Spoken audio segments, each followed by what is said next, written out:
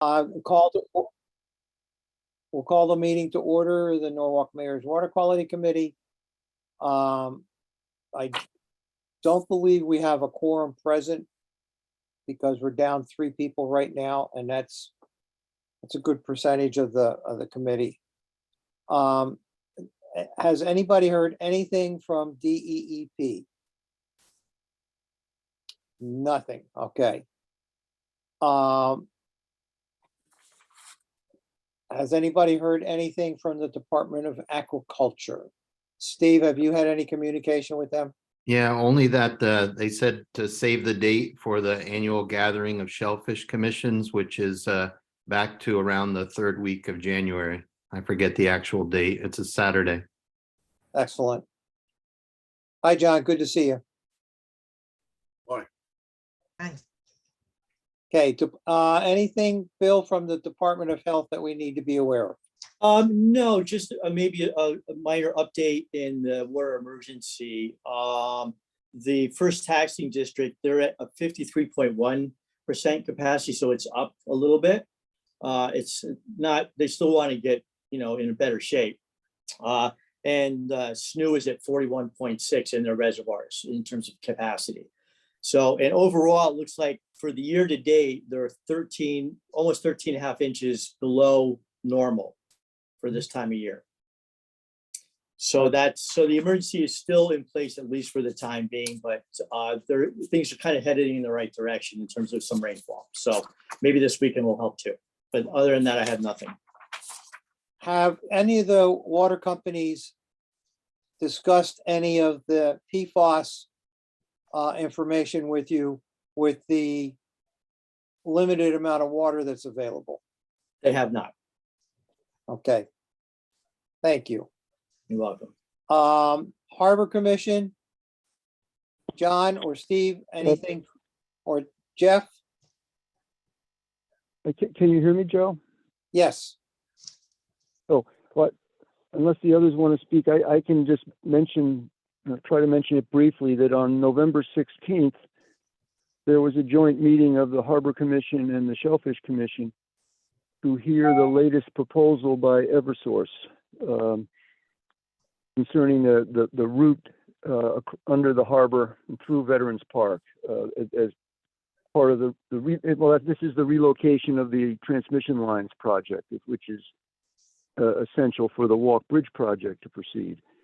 And the current proposal, and this was presented again to the 2 commissions. It was actually presented by the Public Works Director, I guess on behalf of Eversource, reflecting the route that the city, and I guess through Public Works, has agreed to.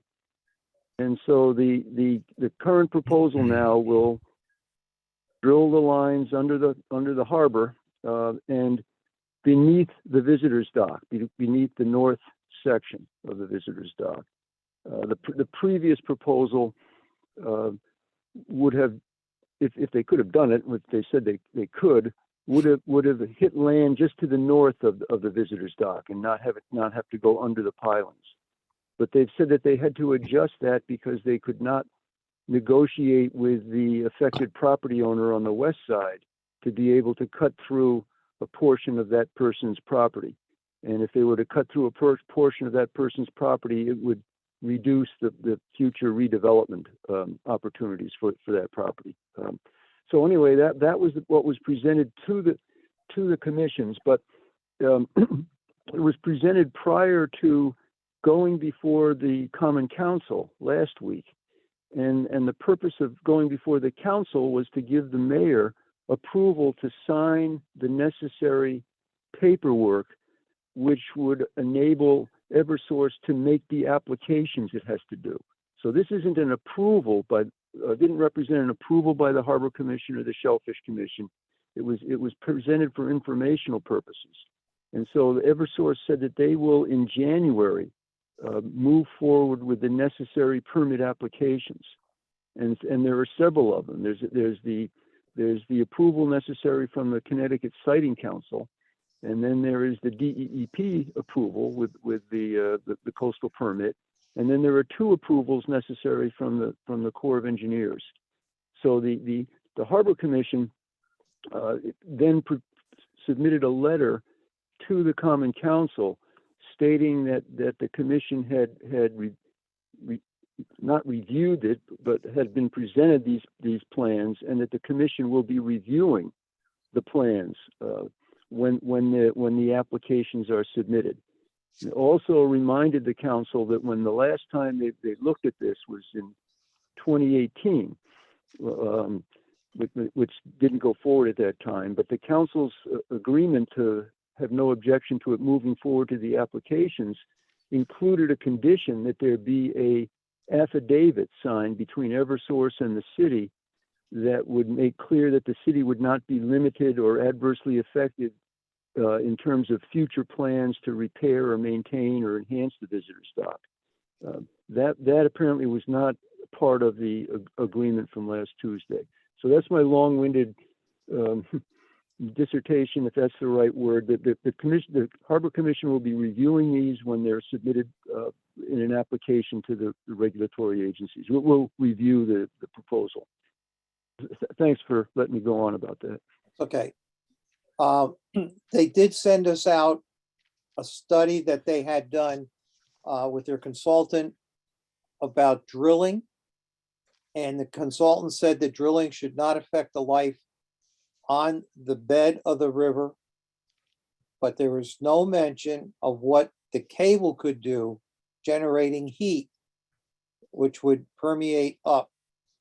As most of you know, heat rises. I had to remind them of that. And that could impact the water chemistry, which could therefore impact migratory fish, if any have started to migrate. And they did not have a reply for that. So hopefully they had not planned on cooling the cable at all. So we'll see where that goes. Okay. Well, The next- there'll be an opportunity when we look at these applications and provide comments to the regulatory agencies to make sure that there are safeguards for protecting water quality and environmental quality. There's much more we have to understand about the mechanics of drilling and what to do. You know, how that potentially could affect water quality But there's much more to do about this, and we look forward to reviewing them in January. Okay, anything from Well, planning? I might, Go ahead, Diane. pardon me? No, Diane had her hand raised. Jeff and Joe, I had horrible computer problems all day, and just about an hour ago, I was able to unlock some things. So I emailed tonight's agenda of the Council Economic and Community Development. They are going to put forth and vote on the final draft of the industrial waterfront zones. And the thing is, I didn't know if the Harbor Commission has discussed and approved the zone changes that are being proposed. I sent it to all of you. It's a 187-page document. I picked up on some things that had been left off. Some of us attended the public meetings over the years since last year. So I just wanted, while Jeff is still on the phone and we're on the topic of Harbor Commission, I think it's really important for the Harbor Commission especially, and all of us to weigh in. I do not think this is the last time we'll be able to weigh in, but if the Common Council is talked into approving it, they still have to finalize their approval next Tuesday during their regular meeting. But then I think it goes back to planning and zoning, but I'm not sure. It seemed to just pop up. So I may have missed a meeting. I wondered if any of you picked up on this. I did No, not pick up I'm on it. sorry to be, Diane, I'm sorry I'm not on the computer, so I hope I'm not interrupting someone else who has their hand raised. But of course, this is very significant for the Harbor Commission because it involves the future of the Water Street area, which is within the marine commercial district. Yeah. If I'm correct in what you're talking about. But our understanding is that this was delayed, because we've talked about this with the DEEP representative. Because insofar as this would represent a change to the plan of conservation and development within the coastal area, and also in the future, a modification to the waterfront zoning regulations, then it requires deep approval. It's in effect an amendment to the city's municipal coastal program. So in fact, I had just discussed this with someone from DEEP yesterday, who asked about the timing for this, and I understood that this was the public hearing on this was postponed until January. So we will follow up on this, but the commission has provided comments in the past, and any of to the effect that this would affect the plan of conservation and development on within the coastal area and along the waterfront, it must be referred to the Harbor Commission for review and comments 35 days prior to a public hearing, any public hearing on this. And we assume that the hearings would be that we would be involved with planning and zoning, planning commission and the planning and zoning commission. Joe, may So I? we'll follow up on it, Diane. I don't know what you're talking about for tonight or tomorrow or next week. Not familiar with that. Okay, this just popped up, and it's what many of us went to some of the public meetings, including this committee members. It's the industrial waterfront zone proposal. The planning and zoning also conducted an industrial zone regulation rewrite. What you referred to about a postponement until January is the rewrite of the entire zoning regulation. So it's not this, it's the big enchilada.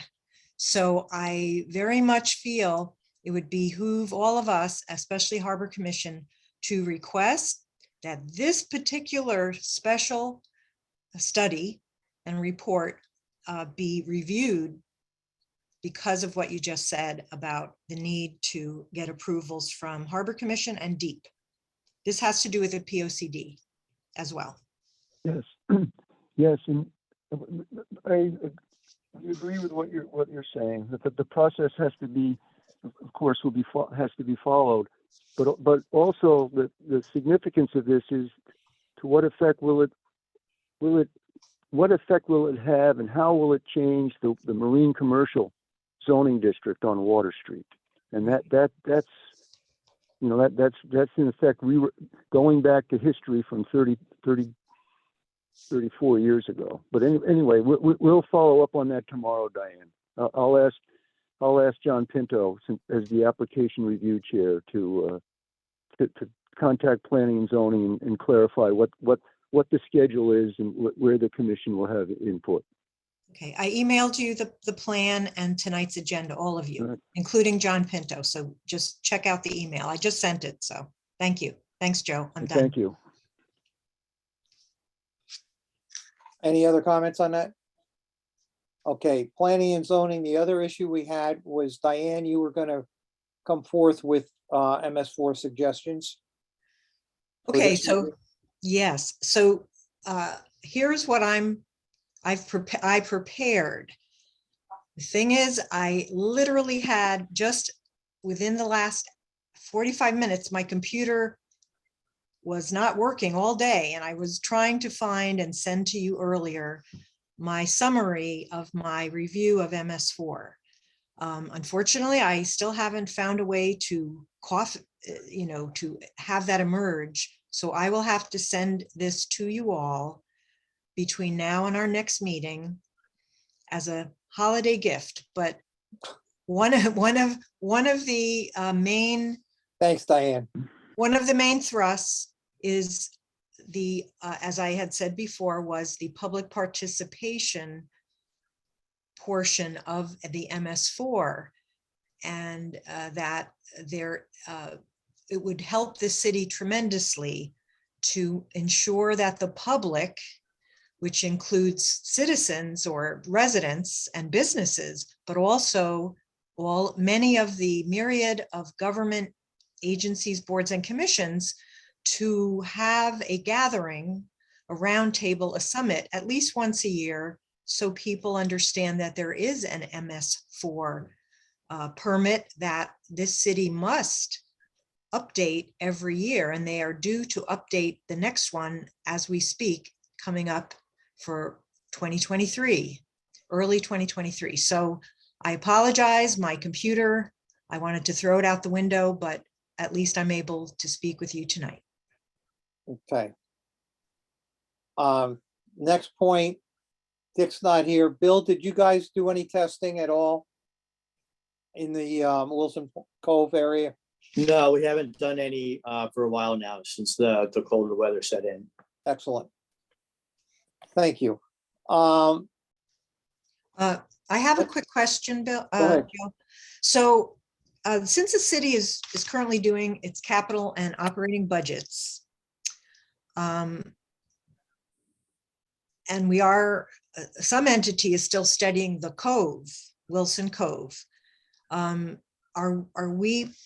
Is one of the departments asking for X number of dollars so that we can continue, if not expand, the parameters for testing? Not at this point, no. I didn't know if we supported like Harbor Watch tests. I would assume, do we have a contract with Harbor Watch?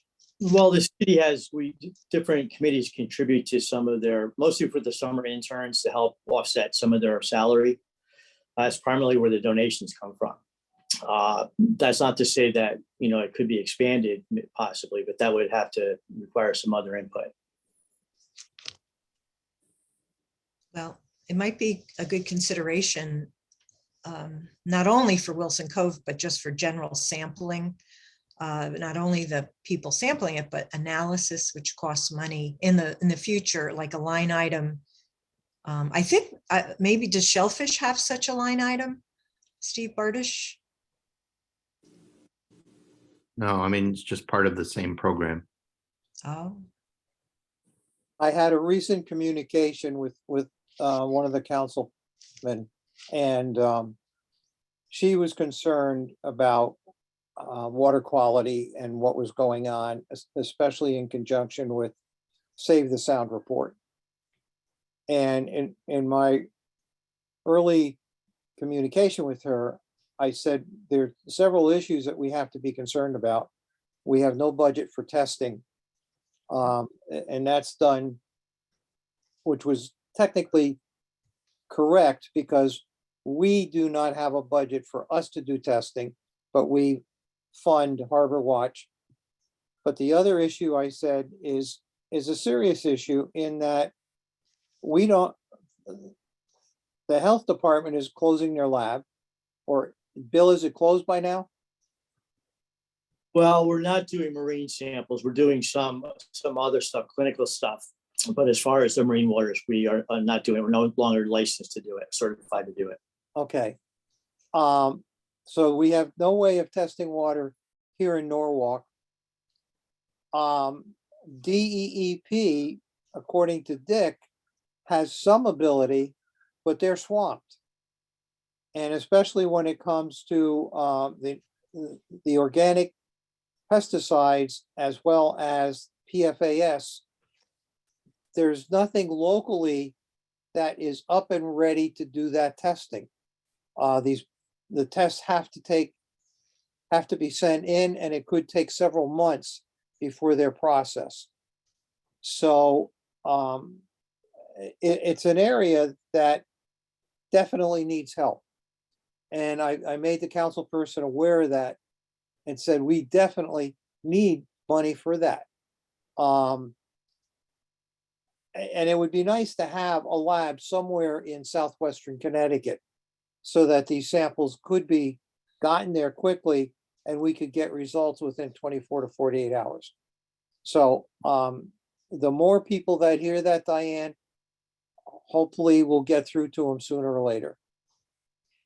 well, Joe, is there a chance we could put like a pin in it and speak with since we're kind of a subset of Harbor Commission, Yes, and then of course Shellfish Commission, either of those entities do in the past have had line items in the budget.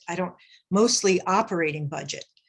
So maybe this is a time, because of all that's going on, for us to put a placeholder there. So at least Henry Dakowitz and the mayor know that this is an issue for all the good reasons that you just mentioned. well, Tom? John Crespo? Yeah, I just like the idea, but I think you have to be more specific Yep. if you're going to be asking for money. Yep. And specific in terms of what type of analysis you want, and how much it will cost Right. and so on. It's nice to ask for money, but they really need to know what we're using the money for. Correct. Yep. But we could put that together very fast based on the things that have been done and need to be done. And we have time. It's kind of, the first round of the budgets went through from department heads, but in this winter time over the holidays, that's when people can go back and, they have to inform the department heads, like either the health department it would come out of probably, like it has. But anyway, this is something that some of us had thought about over the last year or so. It's been going on much longer than that, Diane. Okay. Okay, Joe? Yep. It's Jeff again. Might I just say something? I think this is a relevant or a pertinent discussion to have now, or at this time. The Harbor Commission has been discussing possibilities of some additional harbor fees. And actually, we had a very good meeting yesterday with the Director of Parks and Rec, talking about what's the proper approach to bring our suggestions for new harbor fees to the Common Council for approval. And it may not be through the Parks and Recreation Committee of the Council, but Mr. Stowers is going to help us figure out what the committee is. But of course, just what you said, if we're going to propose some new harbor fees, we have to be specific as to what the money is to be used for. So Right. The Harbor Commissioner who's been putting this together included water quality testing as a possible use of the new fees, but we need to be more specific about that. So in the next month or so, if we could be more specific about the budgeted amount that we would be looking for, that would be of much help. And again, the fees pursuant to the Connecticut statutes would have to go into a dedicated fund that can only be used for purposes of improving the harbor for the public. And this would be certainly an example of, if the council members say, what are you going to use the new fees for? Then we would have a specific public purpose that you just talked about to use them for. Thank you. okay, good idea, Jeff. Anything else on that item? Okay, has anybody heard anything about the consent decree? I sure haven't. Okay, Diane? Diane, you're muted. Yes, I'm sorry. I just noticed that. So again, because of the budget making process, I think it's a perfect time for the city, probably through the Department of Public Works, to see what they are proposing for the first step of complying with the consent decree, probably in mostly the capital budget, maybe a little bit on their operating budget, because they have to pay consultants to come up with designs and that sort of thing. So it would be good for us to kind of not keep an eye on it, but ensure that, and I hope that DPW and the council DPW committee are looking at beginning expenses for the next fiscal year to accommodate the consent decree. Does anyone know whether that's been done? Not at this point.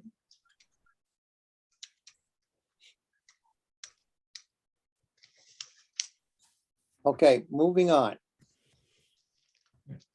I sent all of you a copy of, oh, I forgot number 4, PFAS and proposed turf area near water supply and Rex and Parks meeting. We did discuss this. Dick was actually up in that area testing, getting samples for PFAS.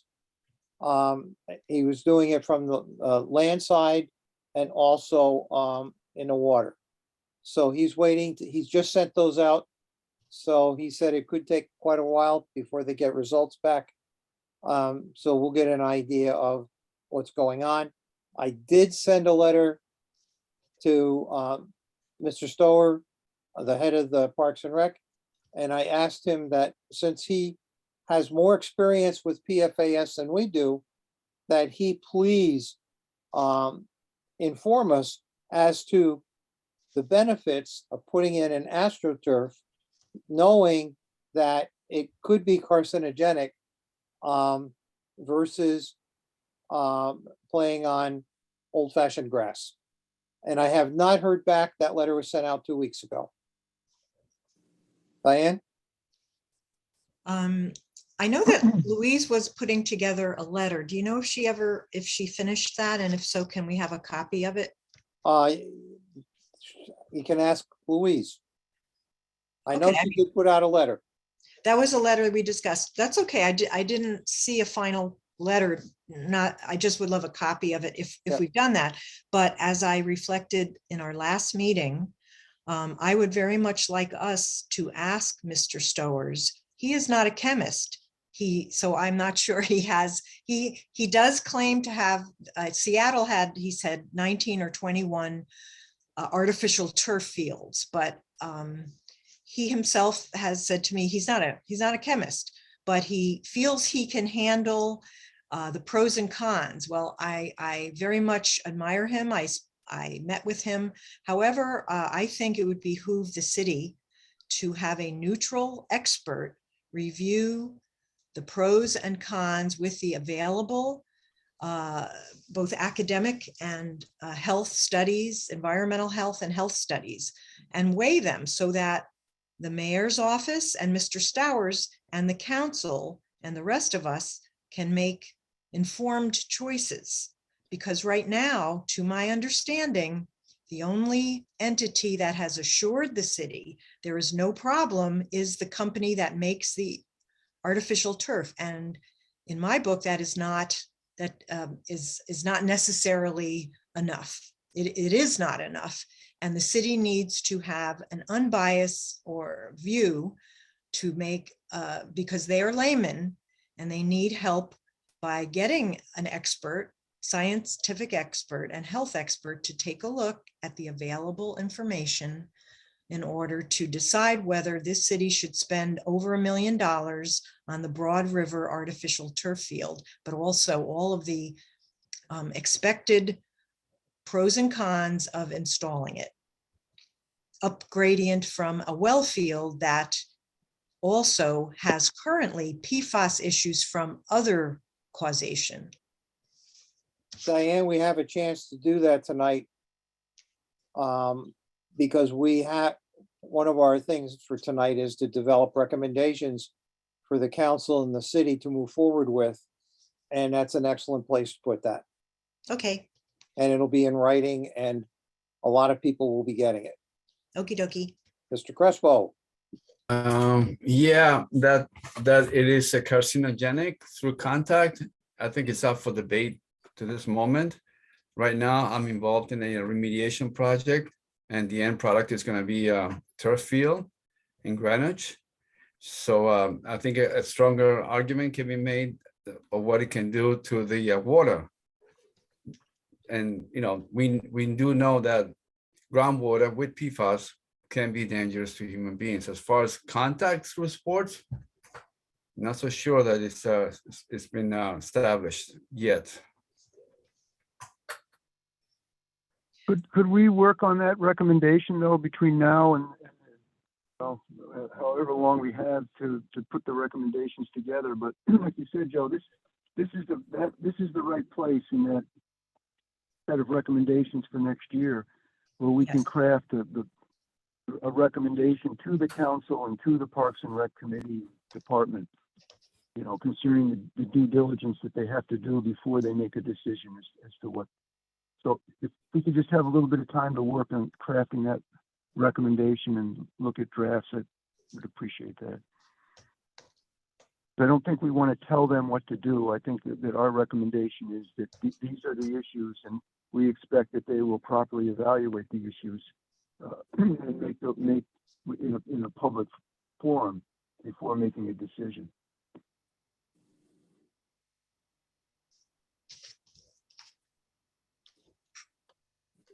Steve? Yeah, just quickly, I mean, obviously I want to hear this from them, but what is identified as the number one reason to do a project like this? I mean, is it a modern/cool factor, the lack of necessary maintenance? I mean, what are the marketing points that are being used to sell this? Having been through this Yeah. in my career, there's several factors that make it attractive. Depending on the base that you put down, it's actually a softer landing for anybody playing on that field, and it can therefore prevent some injuries. It is really more of an all-weather field than turf. Because if drainage is done well, even after a heavy rain, you can play on it and you don't have to worry about ripping up the grass and so forth. The other is maintenance. You don't have to count on people going out there and relining it and mowing it and so forth and so on. So there are distinct advantages to having it, but there are also distinct advantages against it. And this is what experts and coaches and health officials should be able to sit down and air, but it's got to be done across the board, not one or two people making decisions. Thank you. Yep.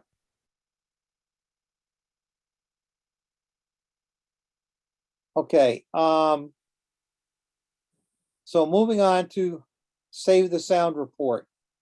Joe, if I could interrupt, I apologize, but I just want to let you know that Sam is in the participants. I could unmute him if you like. Sam Marquardt from Save the Sound. Yep, Would you like me to unmute him in case he wants to inject anything into the conversation? sure. Sam, you're available to speak.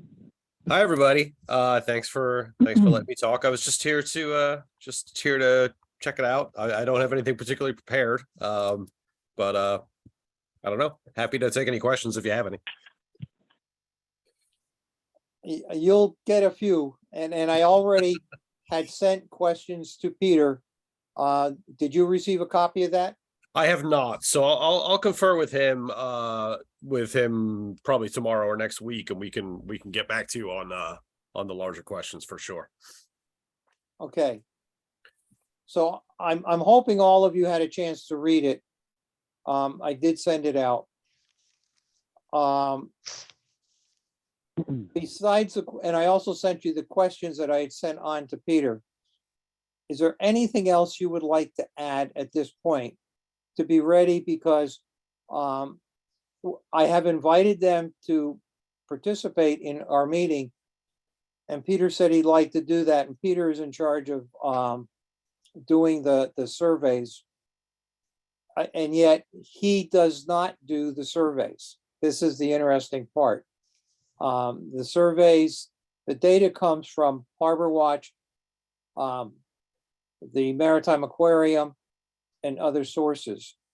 They did not come from USGS, which surprised me, because they have data going 24 hours a day. I don't want to say 365 days out of the year, but because I know they shut down during part of the winter time. And depending on how cold it is, it could be for a month, it could be for 2 months. The equipment can freeze up. So they didn't use their data. And the evaluation was done, if I know this correctly, by scientists who have not been out there in the field doing the sampling. So if anything, that I understand why Save the Sound has done this. And I applaud them for trying to draw attention to this. But some of the data is not a product of humans. It's a product of climate change and the geography of the harbor and the animals that come and go. And unless we want to put bubblers in the upper harbor or float icebergs in the upper harbor to cool it down and put a net across the harbor so that Menhaden can't go up the river and then choke themselves out, these things will continue and we have no control over that. Yet that is not communicated in the report. And that's what I have a problem with. So any other thoughts? Those are very good points, Joe. I haven't heard them expressed like that before. The difference between the less than good conditions that are caused by human factors and that are subject to our control now or could be controlled, and the conditions that are the result of topography and landforms and natural conditions. That's very good point to make and to keep in mind, in my opinion. John? Yeah, I agree with you because we're comparing two bodies of water that are basically different from each other in terms of water flow, the geology underneath, and then to use the same standard for all of them is not right. You know, it's going to be different no matter which way you look at it. So I agree with you. You know, the thing that concerns me is when you say a report card, that's something you do for humans. So anybody that reads that will usually think this is human caused. And on occasion, it might be. I won't disregard that. And we know on occasion, the sewage treatment plant has had issues. And we know that people have dumped stuff upriver in the past. That we understand. But was that in the data? We don't know. Nor do the people who were sitting in an office looking at the data. Yeah. And that's part of the problem. Diane? Yes, I agree that I would like to have seen more information along the lines of explaining to the public that looks at the flyer exactly those other factors. However, I do believe that the landform use, which is the land use, is human caused and has been since this area was settled. And it behooves us, as we've talked about before, and later on, you have me on the agenda to talk about the Wall Street project. So it's a perfect opportunity to take a look at improving land use by use of green infrastructure, vegetative buffers, to try to course correct that we can correct, given the factors that you and John and Joff just mentioned. I do still think that there are things that is a collective effort. It has to be done by it's an all government approach, the planning and zoning, DPW, Harbor Commission, a whole of government approach in order to try to help upgrade some of the data that is in this report card. I do agree, though, that they should have better explanation. I do. John? Yeah, Diane, it's a good idea. It's all well and good, but to move forward that approach using a report card that we consider to be incorrect, it's not right. It makes us look bad. I mean, I can see that. Definitely green infrastructure is the way to go, but using that red card on our harbor is not necessarily the right approach, in my opinion. Go ahead, Diane. So Well- I just had a chance and it wasn't as easy to read as I think I would have liked to have seen in this report card. There is data to take a look at. So I really respectfully disagree with you, John, that there's nothing that we can glean from this. I don't think it was a shoddy operation or a shoddy attempt. I do think they should have had better explanations to weigh all factors, the factors that we've just mentioned. But I don't think it's, there are problems with the Upper Harbor, and many of them are due to human-made factors, the impervious surfaces, all the way up the river, my work up there, my work on Wall Street. You know, and so I think we should and can utilize this as a takeoff point so we can work with the city and save the sound. And again, they should be more judicious in how they report this instead of allowing rushing to judgment. I agree with that, but I don't think that this entire report card is unfair, especially since the Mid Harbor and the Outer Harbor have different outcomes. And there are, I think, 5 parameters that they used in order to judge. Again, I'm not saying I agree with everything they said. It's just that I think the Upper Harbor is well known to have problems. And Diane, yeah, the one issue I have. Yeah. I totally agree with green infrastructure. I think it's a wonderful thing. But in this case, especially this past year,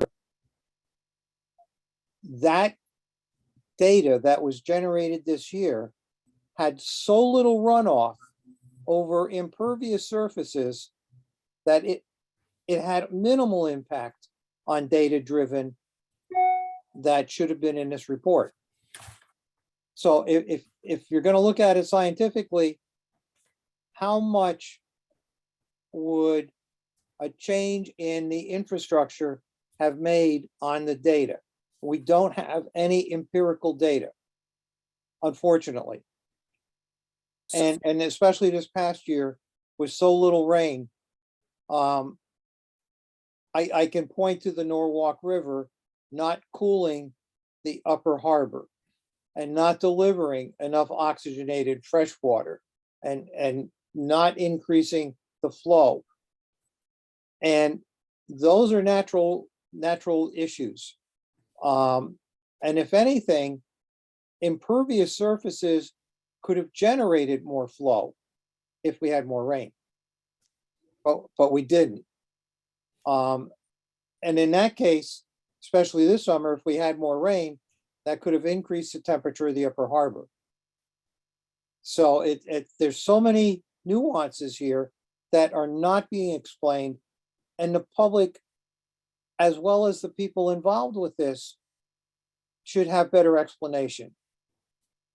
And I think that's what we have to Joe, have.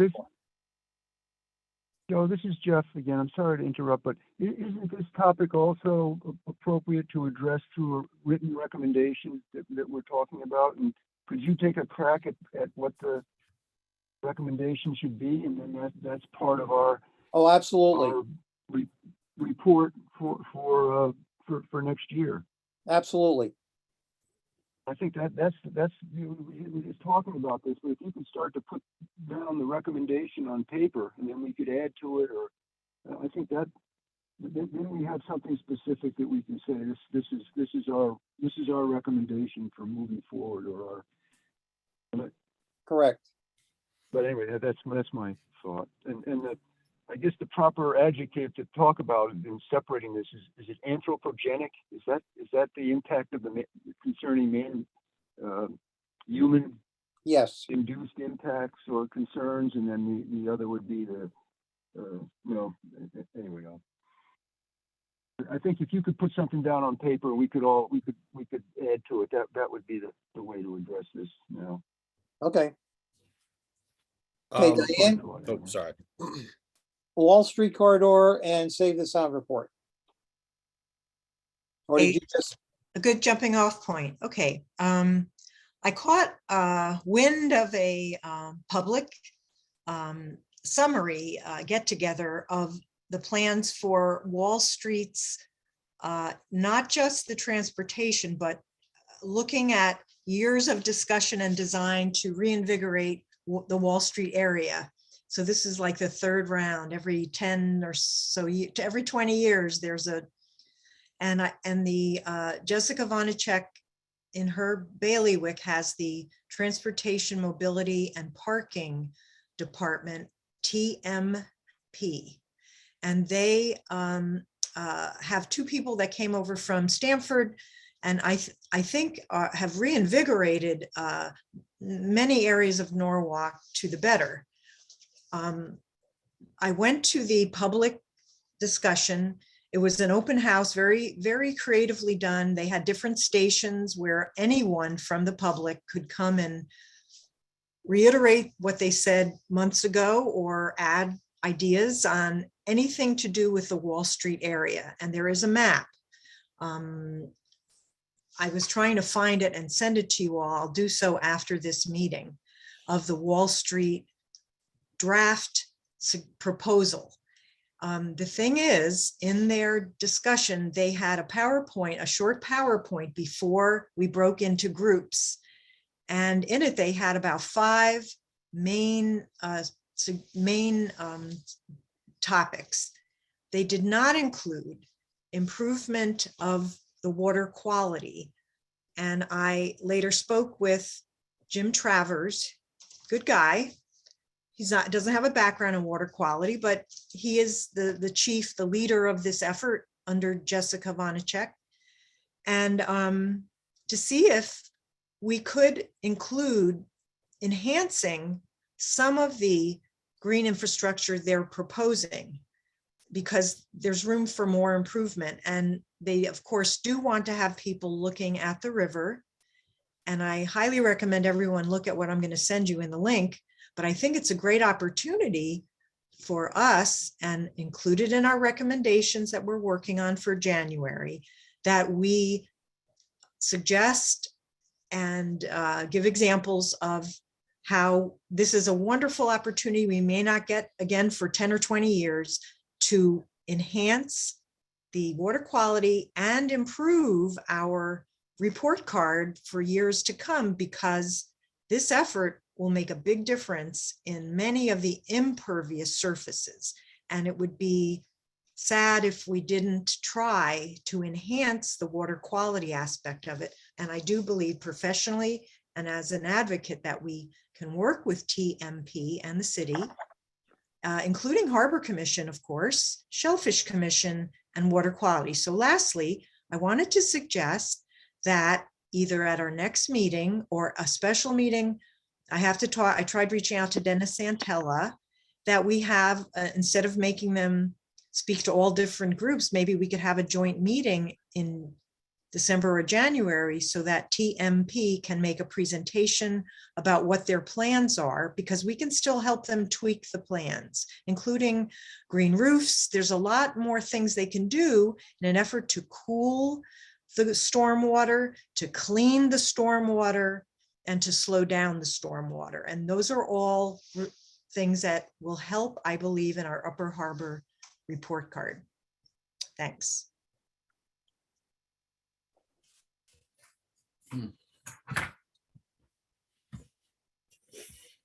okay.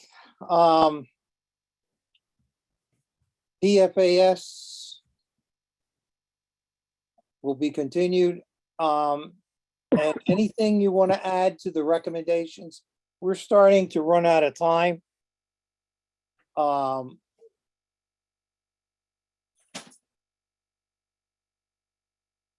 If you can send recommendations to me, I'll add them to the list that I sent out to you already. And if we take a look at that list from last year, we have an idea of what has been acted on and what hasn't. And there really isn't that much that's been acted on. So That will be pretty easy and we can just add on to it. So let's hear from the public. And Sam, I think Sam, are you still out there? I'm still here, yeah. Okay, I just noticed that you sent a question in. Yeah, sorry, not so much a question. I just wanted to put it out there so that you guys could take a look at it. Yep. Are you aware of the fact that last year, this past year, 2022 and 2021 were periods of severe drought for this area? Yes. Okay, that does have a tremendous impact on data, Absolutely. and there's no consideration for that in the report.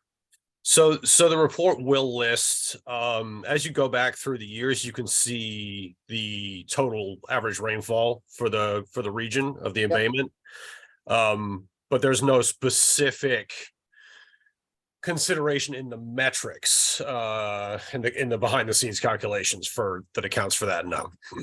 Correct. And the average public person doesn't understand that having very little fresh water coming in, delivering oxygen, and having warmer than normal temperatures have an impact on dissolved oxygen, salinity, and a few other factors. Right. And that's not mentioned at all in the report. Right. And I think that's our biggest beef. Okay. Yeah, understood. Absolutely. As I said, I'm making notes on everything, and I will take it back and relay everything for sure. I appreciate it. No worries. Okay, any other comments from the public? There's one other participant. If you'd like to have a voice yourself, please raise your hand.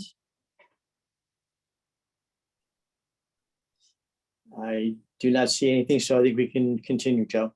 Thank you. I hope you all read the minutes from November 3rd. Does anybody one- have any? Sorry, Joe, one little alteration that needs to occur that happens to say is from October 6th on the very top. So Yes, I'd like to change that for tomorrow, as long as everyone agrees with that. I Yeah, that presume they will, but I wanted to run it by everybody, of course. mea culpa. Yeah, Okay, I'll take care of it tomorrow. Thank you. thanks. November 3rd, any changes or additions? Nope. Nope. Can I have a motion to accept the minutes? Steve, a second? Second? Okay, John. All in favor? Okay, minutes are passed. Next meeting is January 5, and I hopefully will have a list of recommendations all set to go. And hopefully we can have an impact this year. And Diane, if you can send us a list of people that if we have time, we should contact, it'll help. Thank you all. Steve, have a Merry Christmas. Happy holidays to everyone. Thanks. Nice beer, Steve. Have a safe. It's my winter coat. Goodbye. all. Bye-bye. Take care. Happy holidays. Thank you. Happy as well. holidays to you all. You too. Bye-bye. Bye.